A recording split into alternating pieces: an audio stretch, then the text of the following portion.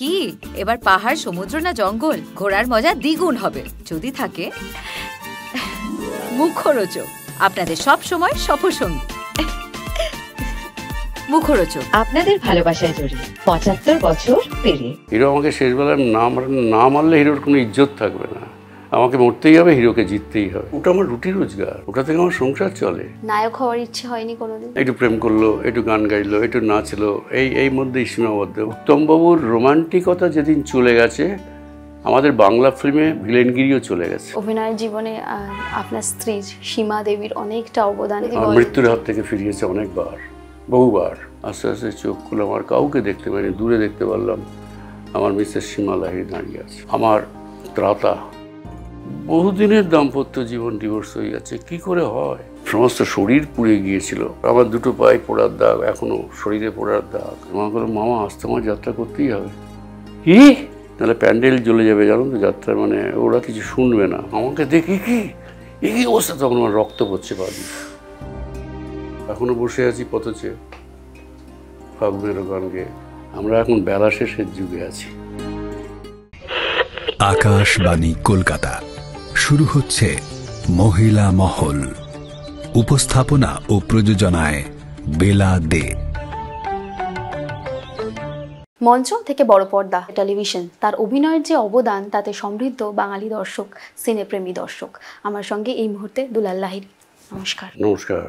প্রথমে যেটা দিয়ে শুরু করি, যে 50টা বসন্ত কাটিয়ে ফেলেছেন, প্রায় আরও বেশি বোধ হয়, কম নয়। এই এতগুলো বছর ক্যামেরার সামনে দাঁড়িয়ে অভিনয় করা, মঞ্চে আপনার দাপট প্লাস পরিচালনা সবটাই রয়েছে। তো জীবনের এই অধ্যায়গুলোকে এবং ব্যক্তিগত জীবন যদি বলি, কটা ভাগে ভাগ করবেন এই অধ্যায়গুলোকে? ভাগ তো কিছু করিনি, শুরু করেছিলাম মঞ্চ দিয়ে। কারণ এখনও মনে করি যে অভিনয়ের যে শ্রেষ্ঠ মাধ্যম সেটা হচ্ছে মঞ্চ। দর্শকদের সামনে যে 3 ঘন্টা ধরে আমরা অভিনয় করি, এর কোনো অল্টারনেট কোনো মাধ্যমে নেই। মঞ্চে আমাদের অভিনয় করতে হয় পায়ের নখ থেকে মাথার চুল পর্যন্ত, কোনো ফাঁকিবাজি নেই। সেটা এতটাই আনন্দের, এতটাই মন ভরিয়ে দেয় যে এর অনেক সমস্ত মাধ্যমেই অলমোস্ট কাজ করেছি। যাত্রা থেকে আরম্ভ করে প্রসিনিয়াম থিয়েটার তো এখনও করে যাচ্ছি, ছবি তো করেইছি, সিরিয়াল করছি। কিন্তু ওই বললাম যে আমার যেটা ব্যক্তিগত মত, যে মঞ্চে এখনও যে অভিনয় করি এবং দর্শকদের একটা না বলা অ্যাপ্রিসিয়েশন, আমাকে গ্রহণ করছে, আমার অভিনয় ভালো লাগছে, অ্যাজ অ্যান অ্যাক্টার এটা ফিল করতে পারি মঞ্চের উপর দাঁড়িয়ে। তো সেই 50টা বছর কেন, আরও 50টা বছর আমি কাটাতে চাই, যদি আমার শ্বাস প্রশ্বাস ঠিক থাকে মঞ্চে। মঞ্চে মঞ্চে একদমই মঞ্চে। হ্যাঁ, মঞ্চ আমাদের খাওয়া পড়া দেয় না, কিচ্ছু দেয় না, বরঞ্চ মঞ্চকে আমরা খাওয়া পড়া দিই। মঞ্চ আমাদের খাওয়া পড়া দেয় না। সেটা যদি দিত তাহলে আমাদের এই ভারতবর্ষে খুব বড় বড় অভিনেতা তৈরি হতে পারত। কিন্তু যেহেতু আমাদের তো গ্রাসাচ্ছাদনের ব্যবস্থা করতে হবে, খাওয়া দাওয়ার ব্যবস্থা করতে হবে, সংসার আছে তাদের দেখতে হবে, সেই জন্য আমরা যখন আমাদের প্রফেশনাল এ সমস্ত কাজকর্মের খবর আসে, খোঁজ আছে, সেগুলো নিতে আমরা বাধ্য হই।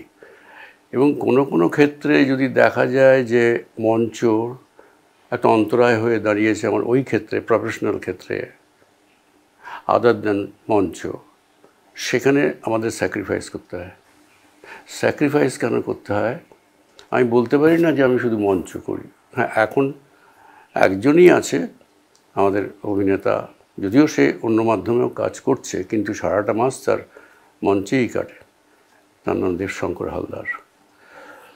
এরকম তো সবাই হতে পারে না, সে একজন আউটস্ট্যান্ডিং অ্যাক্টর মঞ্চের। তো সেই জন্যই সে মঞ্চ ছাড়া, মানে মঞ্চটা কি জানো তো, মানে একটা আশার নেশা। আমার কথা নয়, গিরিশ ঘোষের কথা। এই আশার নেশায় যারা ভুগেছে তারা মঞ্চ ছেড়ে বেরোতে পারবে না। আর আমি নিজে ব্যক্তিগতভাবে একটা জিনিস বুঝেছি, সেটা হচ্ছে যে এই যে মঞ্চ বলতে যে কাঠের প্ল্যাটফর্ম, এই কাঠের প্ল্যাটফর্মের একটা গন্ধ আছে। সেই গন্ধটা যে ইনহেল করতে পেরেছে, সে মঞ্চকে কোনোদিন ছেড়ে যাবে না। মঞ্চ যদি সেই পেশাদারিত্ব থেকেই বলা যে রুজির যোগান দিত, তাহলে কি কোনোদিনই আপনি বড় পর্দা বা টেলিভিশন নিয়ে ভাবতেন না? না না, সেটা তো হয়েছে যখন আমাদের প্রফেশনাল থিয়েটার ছিল। জানি না তখন তুমি জন্মেছে কিনা, বিশ্বরূপা, রঙ্গনা, সরকারিনা, বিজন থিয়েটার, স্টার, এই যে এতগুলো সব তো প্রফেশনাল থিয়েটার। সেখানে আমরা স্যালারি পেতাম, মাইনে পেতাম। আমি না, সে অপর্ণা সেন থেকে আরম্ভ করে কে নয়, নয়, সেখানে আমার পরিচালনাও হয়েছে, অভিনয় হয়েছে, অত্যন্ত জনপ্রিয় হয়েছে সে সমস্ত প্রফেশনাল নাটক। তখন একটা অন্য উন্মাদনার মধ্যে থাকতো। তখন সারাদিনের শুটিং করতাম, বিকেলবেলা আমরা যে যা ছড়িয়ে পড়ছি, কেউ রঙ্গনা, কেউ সরকারিনা, কেউ বিজন, কেউ স্টার, কেউ রংমহল। কত ভালো, from morning to till night আমরা অভিনয়ের মধ্যে আছি। সকাল থেকে বিকেল পর্যন্ত কি সন্ধ্যে পর্যন্ত আমরা ইন ফ্রন্ট অফ ক্যামেরা আছি, আর বিকেলের পর থেকে আমরা বিহাইন্ড দ্য ক্যামেরা আছি। বিহাইন্ড দ্য ক্যামেরা এই জন্য বললাম যে তখন আমরা যখন মঞ্চে অভিনয় করি তখন ক্যামেরাটাই হচ্ছে দর্শক। সুতরাং একটা সময় ছিল, আমি কেন, উৎপলদা থেকে আরম্ভ করে সত্য বন্দ্যোপাধ্যায়, অনুপ কুমার, রবিদা, যার নাম বলো, জর্জ গাঙ্গুলি, হ্যান ত্যান, so called all the great star, তারা মঞ্চকে আঁকড়ে পড়ে থেকেছেন জীবনের শেষ দিন পর্যন্ত। রবিদার কথাই বলি, অনুপদার কথাই বলি, উৎপলদার কথা বলি, মঞ্চ অন্য জিনিস। সেই মঞ্চের আমরা যে কাজ করি তার অভিজ্ঞতাই আমরা ফিল্মে, সিরিয়ালে লাগাই। আবার সব ফিল্ম তো একরকম হয় না। যখন একটু ব্যতিক্রমের ছবিতে অভিনয় করি তখন মনে হয় যে কিছু একটা করছি। আর কমার্শিয়াল ছবিতে কি জানো তো, কমার্শিয়াল ছবিতে তোমাকে করতে হবে। তুমি যদি কমার্শিয়ালি অ্যাকসেপ্টেড না হয় তাহলে তুমি ফ্লপ। শুধু প্যারালাল ছবি করে কেউ নাম করতে পারে না। কমার্শিয়াল ছবি তোমাকে করতেই হবে। পল্লবকেও করতে হচ্ছে, অমিতাভ বচ্চনকে করতে হচ্ছে, এনিবডি। কমার্শিয়ালি তোমাকে সাকসেসফুল হতে হবে। কমার্শিয়ালি গ্রামেগঞ্জের মানুষ তোমাকে কতটা নিচ্ছে। তুমি একটা প্যারালাল সিনেমা করলে গ্রামে গেলই না, চললই না, কে চিনবে তোমাকে? সুতরাং ওই জায়গাটাতে একটা বিরাট ব্যাপার আছে যে কমার্শিয়াল ছবি করো এবং কমার্শিয়ালি নিজেকে হিট প্রতিপন্ন করো। আপনার অভিনয় জীবনে প্রচুর কমার্শিয়াল ছবি এবং সেক্ষেত্রে এবং বাঙালির দর্শক যেভাবে আপনাকে আপন করে নিয়েছে, সেটা যতই খল চরিত্র হোক না কেন। খল চরিত্র আই লাইক ইট। হ্যাঁ, আমার কাছে কি জানো তো, খল অখল, ভালো মন্দ, হিরো ভালো, খল খারাপ, আমার কাছে সবটাই মনে হয় যে অভিনয়। সবই অভিনয়। কেউ খল চরিত্র করার জন্য জন্মায় না, আর কেউ শুধু হিরো করবার জন্য জন্ম। হিরোকে দিয়েও অনেক খল চরিত্র হয়েছে, অনেক হয়েছে। সুতরাং সবটাই অভিনয়। আমি তো ক্যারেক্টার আর্টিস্টও করেছি বহু, মঞ্চে তো করছি, কিন্তু সবটাই অভিনয় দিয়ে ভরা থাকে। খল চরিত্র করতে আমার ভালো লাগে, কারণ খল চরিত্র কি ভিলেন কি নেগেটিভ যাই বলো তোমরা, এটা না থাকলে হিরোর নাম হবে না। হিরো আমাকে শেষবেলায় না মারলে হিরোর কোনো ইজ্জত থাকবে না। আমাকে মরতেই হবে, হিরোকে জিততেই হবে। এই হচ্ছে কমার্শিয়ালের মূল ফর্মুলা। আগেকার দিনে পাল্টেছে, এখন ঘরানা অনেক অনেক অনেক পাল্টেছে। পারিবারিক ছবি ভালো ভালো হচ্ছে, সেখানে দেখতে খুব ভালো লাগছে, অভিনয় করতে ভালো লাগছে। সেই জায়গাটাতেই যদি আসি যে আগে আপনারা যেই সময় নেগেটিভ চরিত্র, খল চরিত্র করে এসেছেন, সেই সময়ের ভিলেন থেকে এখনকার বাংলা ছবির ভিলেন কতটা বদলেছে? দেখো, এক এক সময় এক একটা ট্রেন্ড আসে। প্রমথেশ বড়ুয়ার সময়, নাম শুনেছ নিশ্চয়ই, এখানে ছবি আছে। প্রমথেশ বড়ুয়ার সময় একরকম, পরবর্তীকালে উত্তমবাবুর সময় একরকম, তারপরে তাপস পাল, বোম্বা, মিঠু, এই যে এদের একরকম। সব কটা যে আসে না, এক একটা যুগ আসে এবং সেই যুগে তারা তখন স্বনামধন্য হয়ে যায়। কাউকে ছেড়ে কাউকে বলবো না যে আগেরটা খুব ভালো ছিল, এখন কি হচ্ছে জানি না। ভালো হচ্ছে, এখন যা হচ্ছে খুবই ভালো হচ্ছে, এবং ছবি তো ভালোই হচ্ছে, নাটক আরও ভালো হচ্ছে।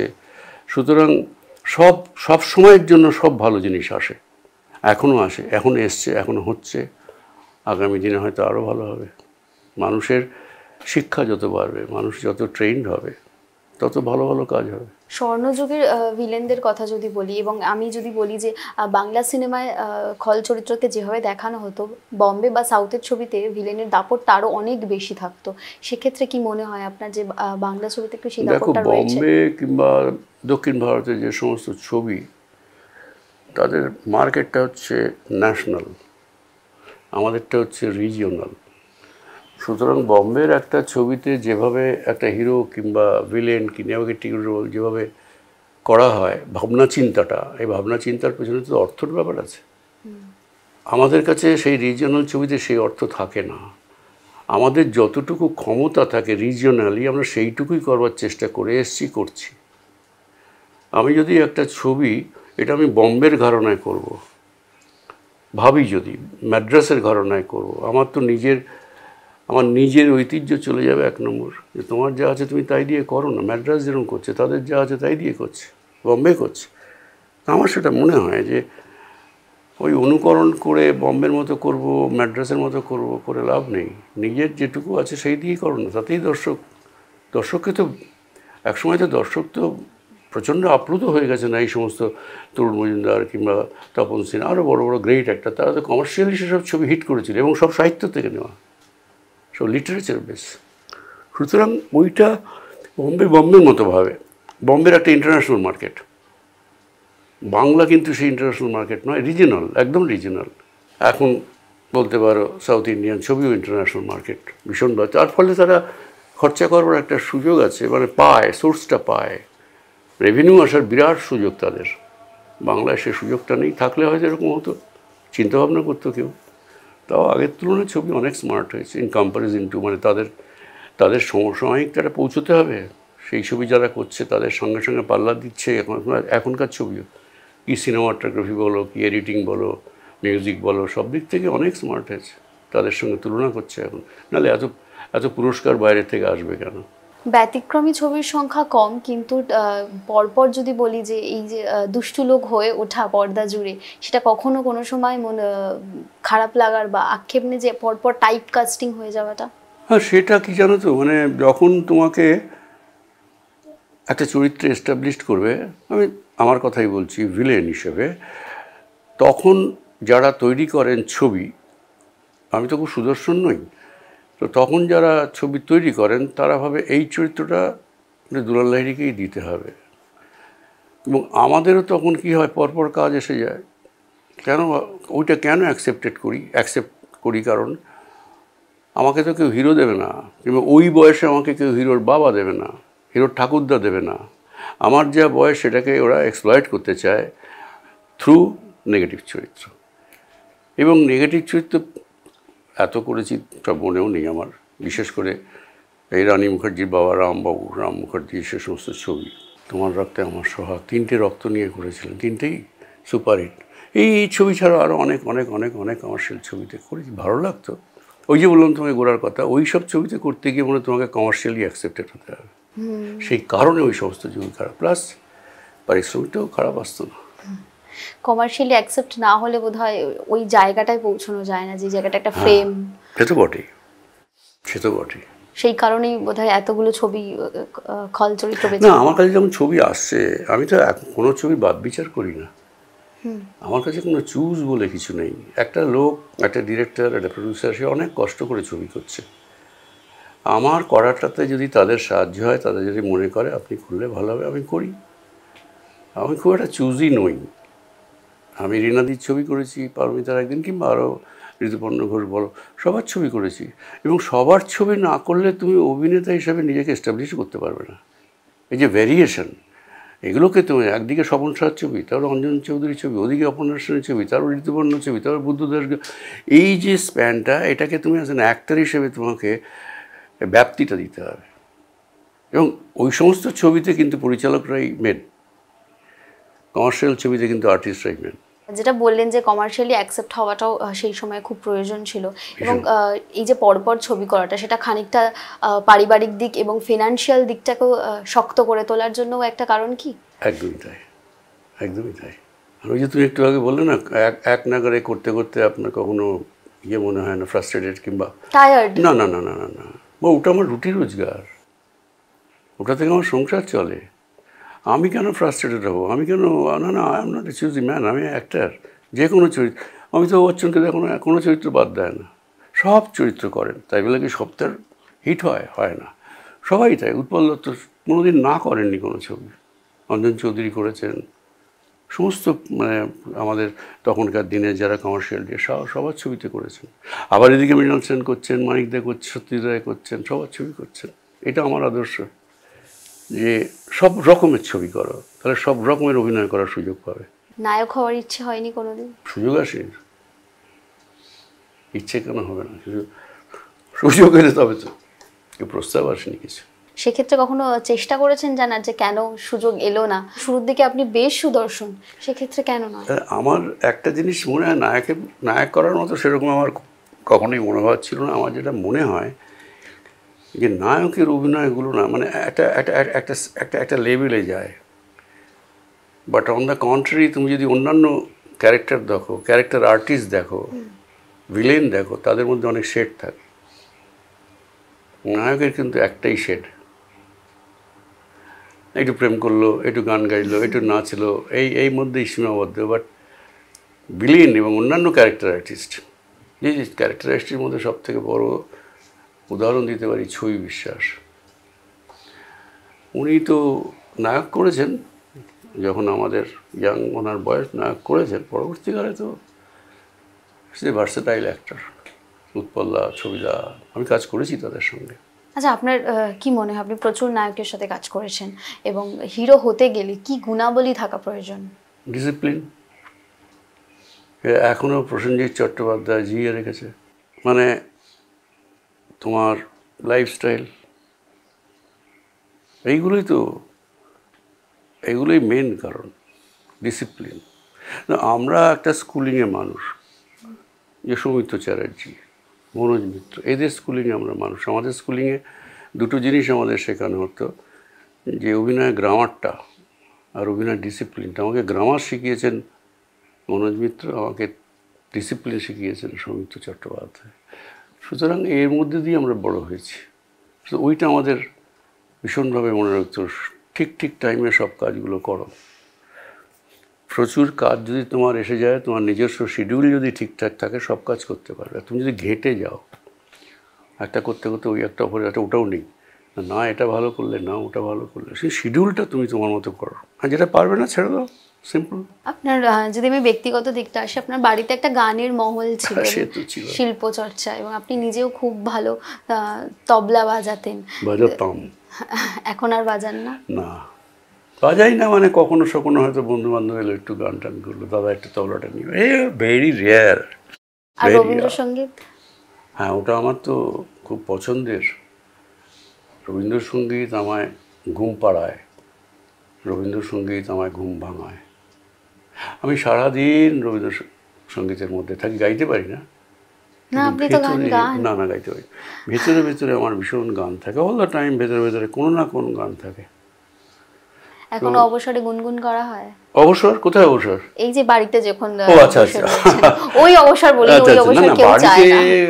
বইপত্র পড়ি, ভালো ভালো ছবি দেখি, নেটফ্লিক্স দেখি, প্রাইম দেখি, ভালো ভালো ছবি, লায়ন্স গেট দেখি, মুভি দেখি, যে সমস্ত চ্যানেলগুলো বিদেশে পুরস্কার পায় সেসব ছবি দেখি, গান শুনি, হ্যাঁ, স্ট্রেস মিউজিক শুনি, অসাধারণ সেগুলো, স্ট্রেস মিউজিক সারাদিন শুনি, গান শুনি, গানটা শুনি তো ভীষণভাবেই, তারপরে ছবি দেখি, এই করে আমার কখন যে সময় কেটে যায় অন্য।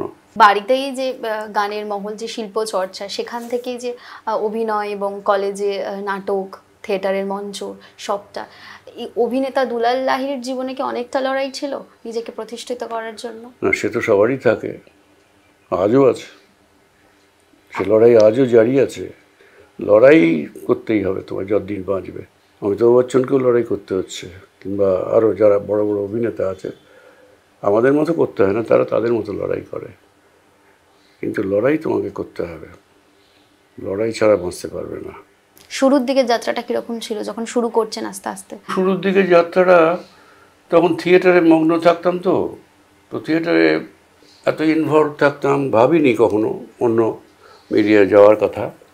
তো ওই একটা, তখন আমরা স্কটিশে পড়তাম, স্কটিশ চার্চ কলেজ স্কুল, আমাদের সঙ্গে সব তখনকার, এখন অনেকেই তাদের মধ্যে নাম করা, জগন্নাথ বসু, উর্মি, এশিয়ান ক্লাস 9-এ থাকাকালীনই একটা নাটক করবো। ভাব এলো, কারণ আমাদের স্কটিশ তো মিশনারি স্কুল, ওখানে পুজো আর্চা করতে দিত না, কোনো রিক্রিয়েশন করতে দিত না। তখন আমরা ঠিক করলাম যে না আমরা করবো। তখন স্কটিশের স্কুলের পাশেই একটা ডাফ হোস্টেল ছিল, সেখানে আমরা পুজো করতাম এবং নাটক করতাম। ওই নাটকটা ভালো লাগলো লোকে, তারপরে ওই নাটকের একটা নেশা তো লাগলোই। ওখান থেকে বেরিয়ে গেলো একটা মঞ্চে করতে হবে এবারে। তখন সবে তুমি জানো কি না জানি না, মানিকতলায় কাশী বিশ্বনাথ মঞ্চ বলে একটা মঞ্চ আছে, তখন সবে সেটা তৈরি হচ্ছে। ওটা আমার জ্যাঠামশায়ের, মানে উনি ওই মঞ্চটা শ্যামমোহিনী দেবী ওনার মালিক, জ্যাঠামশাই ওটার দেখভাল করতেন। তো তখন সবে মঞ্চটা তৈরি হচ্ছে। তখন সবাই আমরা স্কুলের ছেলেরা মেরে গিয়ে বললাম যে একটা নাটক করবো। যে তুমি আনন্দদা এসব পড়াশুনো করবো না, নাটক কী নাটক করবো, হ্যান ত্যান হিসেবে অকথ্য গালাগালি, হ্যান ত্যান, যাও এখান থেকে বেরো। আমার বন্ধুরা তো ছাড়বে না, আমি তো ভয় পেয়েছিলাম। যা যা এগো এগো। তাই গিয়ে পায়ে পড়ে বললাম যে জেঠু আমার একটা স্কুলে নাটক করেছি, কিন্তু এবার ইচ্ছা মঞ্চ কোথায়, মঞ্চ তো কিছুই হয় না, এর মধ্যেই আমরা ওই শাড়ি টাড়ি কাটিয়ে এর মধ্যেই করে নেবো। ওইভাবেই একটা মঞ্চটাকে মোটামুটি সাজিয়ে প্রথম মঞ্চে করলাম ডাকঘর। ওই একটা বললাম যে তোমাকে গন্ধটা পেলাম, তখন প্ল্যাটফর্মটা সাজানো হয়ে গেছে, আজও বয়ে বেড়াই সেই গন্ধ। মঞ্চে যেভাবে নিজেকে উজাড় করে দেন, মঞ্চে যে প্রতিভা এবং বারবার নানান চরিত্র, সেই তৃপ্তি কি বড় পর্দা দেয়নি? হ্যাঁ, মঞ্চে কি জানো, মঞ্চে তো অনেক রকম পরিচালক আসেন দেখতে। তপনদাই আমাকে মঞ্চ থেকেই নিয়ে গেছেন, আরও অনেকেই নিয়ে গেছেন। তো ন্যাচারালি সেখানে তো না আমরা যখন অভিনয় করি তখন তো সেসব কথা ভেবে অভিনয় করি না, আমরা আমাদের চরিত্রটাকে ফুটিয়ে তোলবার চেষ্টা করি। এর মধ্যে থেকে কোনো পরিচালক যদি এসে দেখেন ভালো লাগলে কথা বললেন, দাদা আপনাকে এই চরিত্রটা ভেবেছিল, হ্যাঁ করুন। আমি যদি বলি ব্যক্তিগতভাবে বড় পর্দা বা সিনেমা আপনাকে অভিনয় তৃপ্তি দিয়েছে? হ্যাঁ, সব ছবি নয়, সব ছবি কি দেয়? অবশ্যই দিয়েছে, অনেক ছবি দিয়েছে। পারমিতার একদিন দিয়েছে, ঋতুপর্ণ ঘোষের হীরের আংটি দিয়েছে, বুদ্ধদেব বাবুর গৃহযুদ্ধ দিয়েছে, আরও অনেক আছে। এগুলো তো অসম্ভব তৃপ্তি দিয়েছে। এখনও অনিকদার ছবিটা করলাম, ভীষণ তৃপ্তি করে করলাম। অনিক দত্তের এই যে নতুন আসছে যে কে, কিংবা অরিন্দম শীলের একটা ছবি আসছে, সেটা বেশ ভালো লাগলো। ইন কম্পারিজন টু মানে সবাই ভালো ভালো কাজ করার চেষ্টা করে, চরিত্রগুলো ভালোই দিয়েছে, কোনো ভিলেন টিলেন দেয়নি, সবই পজিটিভ ক্যারেক্টার দিয়েছে। তো এখন ইদানিং আমি একটু পজিটিভ ক্যারেক্টারের সুযোগ পাচ্ছি এখন। হ্যাঁ, কারণ সে অর্থে কি জানো তো, সেই আমাদের সময় তখনকার মতো ভিলেন এখন আর হয় না, দেখবে না তুমি। এখন আমরা যে সমস্ত মানে আমার একটা জিনিস খুব মনে হয় যে উত্তমবাবুর রোমান্টিকতা যেদিন চলে গেছে, আমাদের বাংলা ফিল্মে ভিলেনগিরিও চলে গেছে। এটা ট্যাগ লাইন করতে পারো, কিংবা উত্তমবাবুর রোম্যান্টিসিজম যখন চলে গেল, আমাদের বাংলা ইন্ডাস্ট্রি তথাকথিত ভিলেনগিরিও চলে গেল। আর সেভাবে দেখা হয়নি, সুযোগ হয়নি কারো করার, এটা আমার মনে হয়। ওই রোম্যান্টিকতার সঙ্গে ভিলেন একটা অসম্ভব যেত, কিংবা সৌমিত্রদার সময়। তো সেই কারণে যে তুই যে প্রশ্নটা করলে যে কি যেন করলে একটু আগে একটা প্রশ্ন, কতটা বদলেছে এখন? কতটা না, বদলায়নি মানে টেকনোলজি তো অসম্ভব বদলেছে। আগে যেভাবে ক্যামেরায় শ্যুট হতো, এখন তার ক্যামেরাই আলাদা। আমরা কখনো দেখিনি যে একটা ক্যামেরাম্যান সে পাশে একটা মনিটর দেখে লাইট করছে, কতখানি কঠিন কাজ ছিল। আর তখন সেলুলয়েডে নেগেটিভে প্রচণ্ড খরচা, 400 ফুট একটা নেগেটিভ মানে সে বিশাল খরচা। তো আমরা যারা অভিনয় করতাম সবসময় টেন্সড হয়ে থাকতাম, যদি এনজি হয় চিৎকার করে ফাটিয়ে দেবে। একটা ভীষণ কনসিয়াস থাকতে হতো যাতে এনজি মানে নট গুড, কাট কাট কাট কাট যেটা বলে। তো সেইটা তো এখন আর নেই। এখন ক্যামেরা চললে বলুন দাদা, বলে যান আপনি, ঠিক আছে ওটা কেটে দিয়েছি, আবার বলুন, আবার বলুন। হয়তো পারফেকশন তাতে বেড়েছে, অভিনয়ের পারফেকশন অনেক বেড়েছে, পরিচালকের পছন্দ, অভিনেতার পছন্দ, এসব নিয়ে মিলেমিশে একটা জায়গা তৈরি হয়। তখনকার দিনে নেগেটিভে তো কাজ হতো, তো মানে পরিচালক বুঝতেন না এটা ভালোই করেছে, পরে তো আমাদের হাতে ডাবিং আছে, ডাবিংয়ে মেরে দেবো। এখনও তাই, তো ডাবিংও হয়। এখন যেই জেনারেশন, নতুন জেনারেশন অনেকের সাথে শুটিং করছেন, ধারাবাহিক করছেন, মানিয়ে নিতে হচ্ছে। হ্যাঁ, কেন মানাবো না? এটার জন্য অনেক কিছুই একটু মাঝে মাঝে মাচাতেও যেতে হয়, একটু দাঁড়াতে হয়, একটু কথা বলতে হয়, সেটা তো করতে হয়। আপনি একটু আগেই আমি যখন বললাম অবসর মানে বাড়িতে যেই সময়টা থাকে, আমি সেই অবসরের কথা বলছি। আপনি আটকে উঠলেন যে অবসর, কিসের অবসর? এখনও বোধহয় ভাবতে পারেননি যে অবসর নেব বা একটু থেমে যাই, এটা বোধহয় এখনও আসেনি। না, সে তো আসেনি। তবে কি জানো, মানে না, অবসর আমরা তো আমাদের কোনো রিটায়ারমেন্ট নেই। শিল্পী রিটায়ারমেন্ট এই হয়? শিল্পী বলে না, যে কোনো সেলফ এমপ্লয়েড মানুষের একটা অ্যাডভোকেট রিটায়ারমেন্ট নেই, ডাক্তারের রিটায়ারমেন্ট নেই, আমরাও তাই, আমাদের কোনো রিটায়ারমেন্ট নেই। তবে হ্যাঁ, যে সময় সব অভিনেতাদেরই একসময় খুব মারাত্মক কাজের মধ্যে থাকতো, আস্তে আস্তে আস্তে আস্তে সেখান থেকে তো একটু কমে যায়। আমারও সেই অবস্থা, হ্যাঁ কমে যাচ্ছে কমে যাচ্ছে কমে যাচ্ছে। অনেক সময় দিতে পারছি বাড়িতে, অনেক সময় অন্য জায়গায় যেতে পারছি, বাইরে যেতে পারছি, বেড়াতে যেতে পারছি। এগুলো আগে পেতাম না। আজও আমি এসব করতে চাই না, যদি আমার 30 দিন কি একদম ছবি সিরিয়াল টানা থাকতো। তো সেইটা তো মেনে নিতে হবে, 100 বার মেনে নিতে হবে। তুমি তো আর আগেকার আজ থেকে 50 বছর আগেকার লোক নও, সুতরাং তোমার এখন স্ট্রাকচার যা, তোমার যা ফিজিক যা, তোমাকে যা দেখতে হচ্ছে সেই মতো চরিত্র এখন দিতে হবে। সুতরাং ওগুলো আমরা মেনে নিই, একদমই মেনে নিই। কাজ নেই তো নেই, কী করা যাবে? ভাবনা আসে না তা না, এক্ষুনি মনে হয় যেন ছুটে চলে যায় কোথাও অভিনয় করতে, কোনো ডাক এলো। এই যে এখন যে জিনিসগুলো করি সেগুলো তো তখন করতে পারতাম না। গান নিয়ে সারাদিন কাটা, বই নিয়ে সারাদিন কাটা, বন্ধুবান্ধবদের সঙ্গে কথা বলা, পুরনো বন্ধুদের সঙ্গে হ্যালো হাই করা, এগুলো খুব ভালো লাগে। যত স্কুলের বন্ধুদের সঙ্গে যে ফোন করি, আরে তুই তুই সময় পাওয়া শান্ত না, কেন সময় পাবো না, এই করে আবার রিজুভিনেট করি। তো এইগুলো করা বা মনের দিক থেকে ভালো থাকায়। তবে একটা কি জানো, আমার একটা কবিতার লাইন বড় মনে পড়ে, বয়স যত বেড়েছে অভিজ্ঞতা, অযথা তর্ক বিতর্কের চেয়ে ভালো নীরবতা, কে আপন কে পর সবই যে খেলা ঘর, বেলা শেষে ভাঙল মেলা, স্তব্ধ হলো গলার স্বর। আমরা এখন বেলা শেষের যুগে আছি, তা না, স্তব্ধ হয়নি গলার স্বর, এটা ঠিকই। যাই হোক, আপনার অভিনয় জীবনে আপনার স্ত্রী সীমা দেবীর অনেকটা অবদান। একদম, না হলে আমি এই জায়গায় তোমার সঙ্গে বসে কথা বলতে পারতাম না। একটু যদি আমার মৃত্যুর হাত থেকে ফিরিয়েছে অনেকবার, বহুবার। হ্যাঁ, মরতে ফিরে এসেছি, এবং তার জন্য ডাক্তার, নার্সিংহোম, হসপিটাল এগুলো আছেই।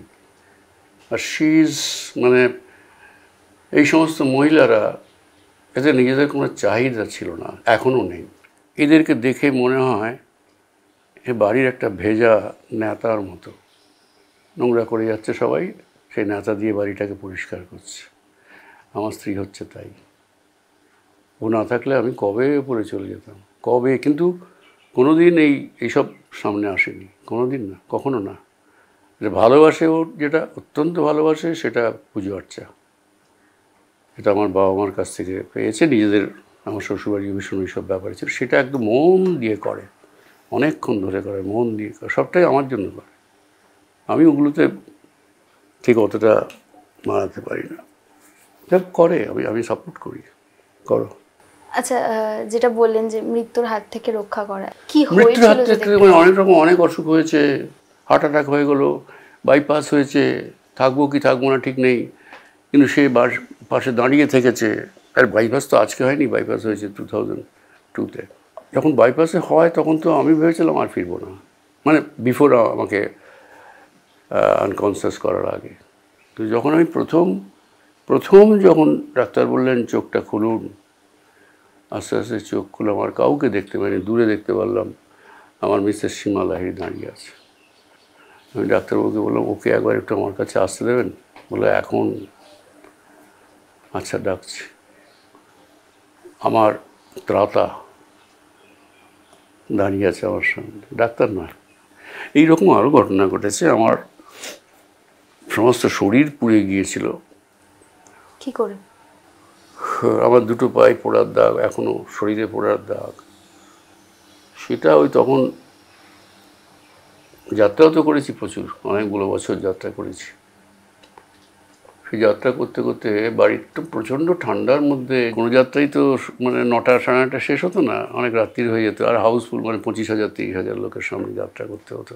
এরকম অসাধারণ ব্যাপার, আমার ভালো লাগে যাত্রা করতে। ওই 25,000 লোকের সামনে নিজের অভিনয় দেখাচ্ছি, তারা আমাকে অ্যাকসেপ্ট করছে, এবং অত লোক, সেটা না। তো ওই যাত্রা করতে একদিন অনেক রাত্রে ফিরেছি, তখন আমাদের সিঙ্গুর নিয়ে একটা বড় আন্দোলন চলছিল, বিরাট আন্দোলন। মমতা ব্যানার্জি সেই রাস্তার উপরে বসে টসে।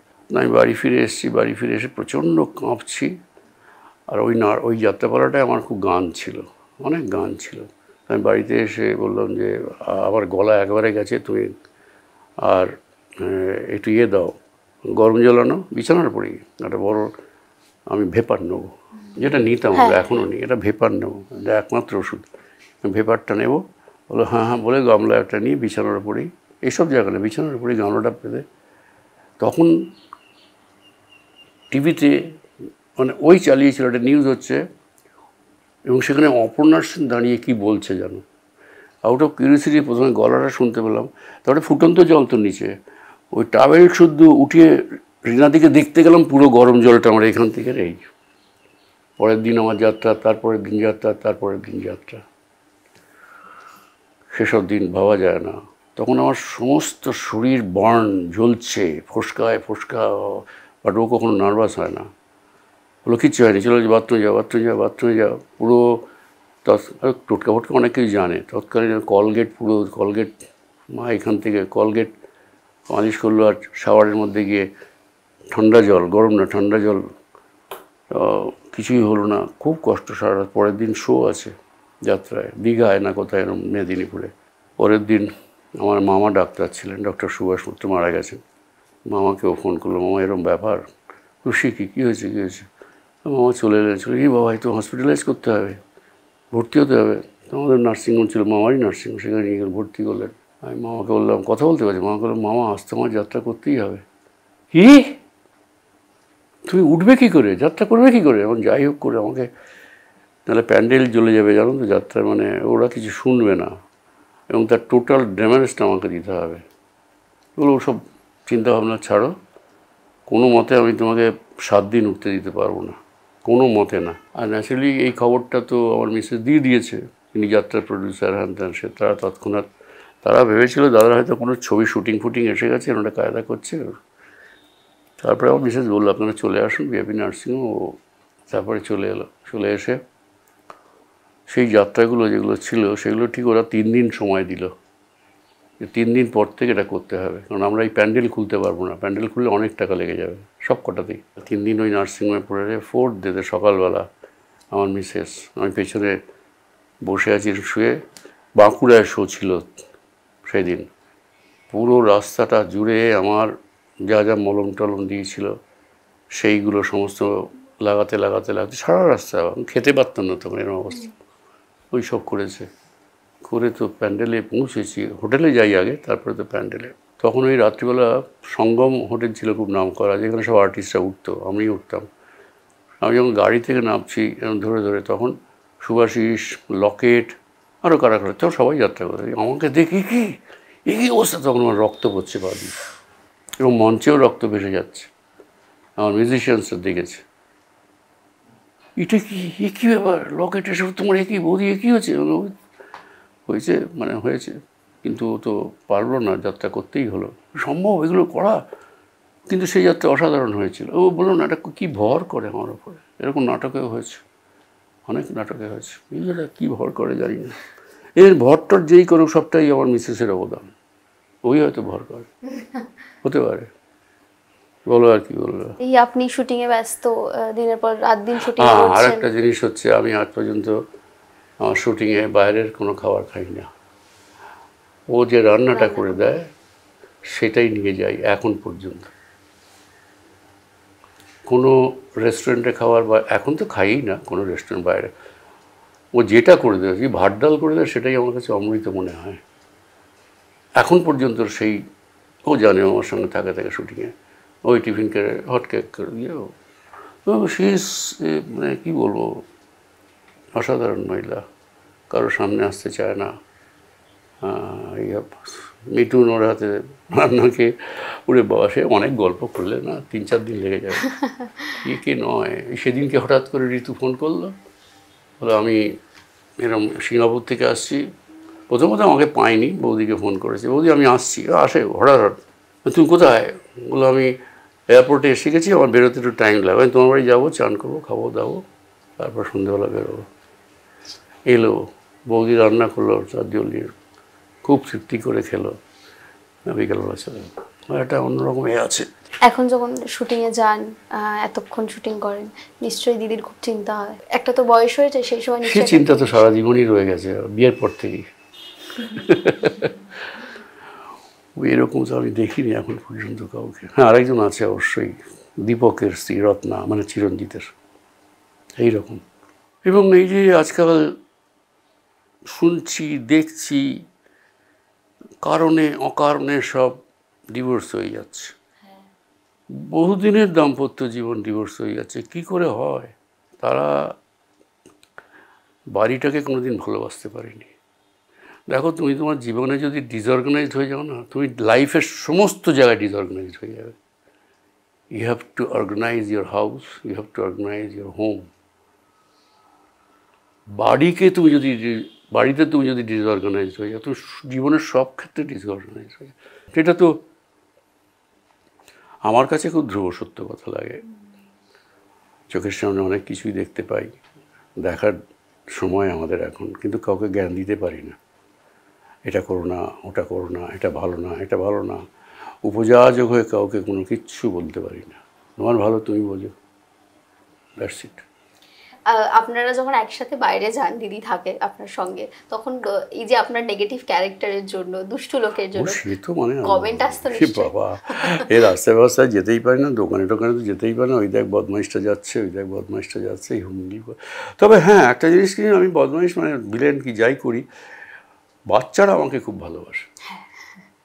এই সিরিয়ালের মাধ্যমে, সিরিয়াল ভিলেন ঠিক নয়, ওই খড়কুটো কিংবা আরও সব, মানে কি যে বাইরে অ্যাব্রোডে যখন যাই থিয়েটার করতে, তখনও সেই বাচ্চাগুলো, তারা বাঙালিরা সব দেখে, বাংলার সিরিয়াল সব দেখে, বাইরে বিদেশের লোকজনরা। আমি তো যাই, প্রতি বছরই নাটক নিয়ে যাই। নিউ জার্সিতে ছিলাম এবারে অনেক দিন। যাই হোক, তো সেই কারণে আমি আই এনজয় ভিলেন রোল। দিদির কাছেও নিশ্চয়ই এই ধরনের কমেন্ট আসে। এনজয় করি, কারণ তার মধ্যে অনেক অভিনয় বার করা যায়, এইটা আমার মনে হয়। তবে আমি কোনোদিন সে ভুরুতাকে এসব করিনি। আমার নিজস্ব কায়দার যে ভিলেন, সেইটা করে গেছে। আছে আর একটা, একজন ভিলেন তারা একরকমভাবে জেস্টার পশ্চার করেন, সব নর্মাল। দেখো, মানুষ ভালো মন্দ নিয়েই মানুষ।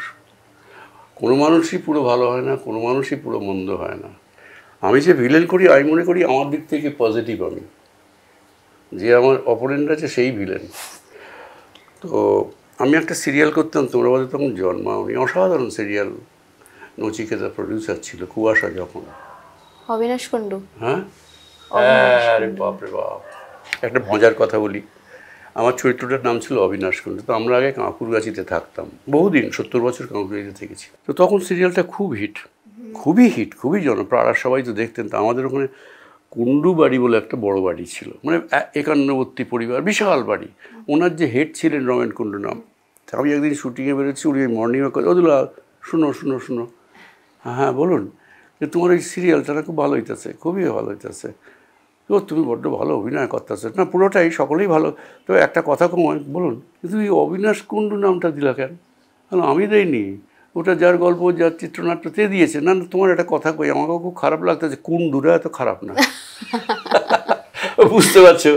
ওই যে কুণ্ডু টাইটেলটাতে ওনার আপত্তি। উনি বলছেন কুণ্ডুরা খারাপ না, তুমি কুণ্ডু টাইটেলটা পাল্টায় দাও। আমার ক্ষমতা নেই, ওটা হয় না রমেনদা, ওটা হয় না। ওটা নাম কি আছে, আমার ওটা যদি লাহিড়ি হতো আপনার খুব ভালো লাগতো। লাহিড়িটা খুব খচ্চর, কথার কথা বলছি। তো ওই রকম হয় আর কি, যে এটা পরবর্তীকালে যখন কারোর সঙ্গে কথা বলি, আলাপচারিতা করি, আপনি কী করে করতেন বলুন তো ভিলেন রোলগুলো?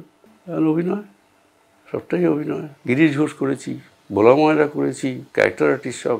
আপনার তো একটা কমিক সত্তাও ছিল, তো সেই সত্তাটাকে যে এক্সপ্লোর করা হয়নি, সেটা খানিকটা আক্ষেপ হয় কমেডিয়ান দুলাল লাহিড়িকে নিয়ে?